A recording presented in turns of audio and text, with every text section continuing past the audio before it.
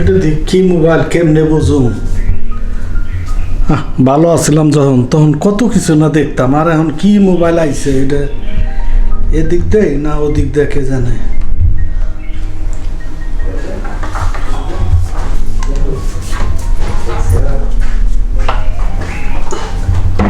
তো দেখতেছি না।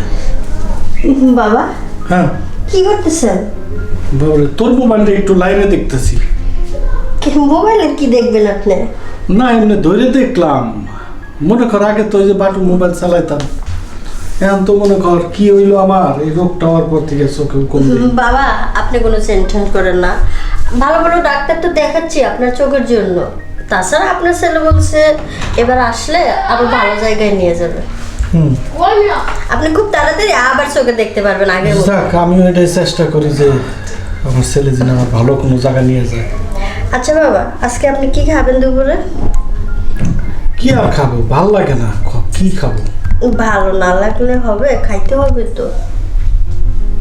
তোমাদের মর্জি, যেটা করো ওইটাই তো খাইতে হবে। আমি তো আর আগের মতন কামাই করি না, আর এখন আমার এমন কোনো শক্তি নাই যে আগে তো মনে করো তোমার শাশুড়ি থাকতে পুষ্কুমিতে যেতাম, বড় মাছ ধরতাম, এটা বড় মাছ আনলে জাউলে নিতে চাইলে তোমার শাশুড়ি বলতো যে না এই মাছটা আমাদের ঘরে রাখো।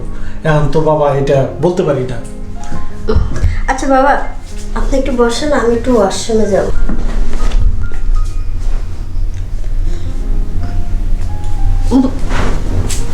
কি হলো?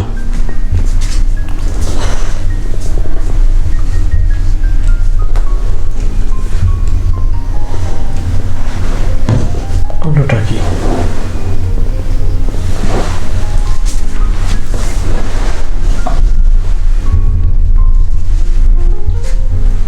সাহেব না এটা আপনি কি করতেছেন কোন তো? তুই কখন আসছোস? আমি আমি এইমাত্র আইছি, হারাইছে যে এটা দেখলাম আপনি ম্যাডাম রে এইভাবে। একদম ছি, চুপ, একদম চুপ। তুই আমার বাড়ি কামলা, তো তোর বাপেও আমার বাড়ি কামলা ছিল।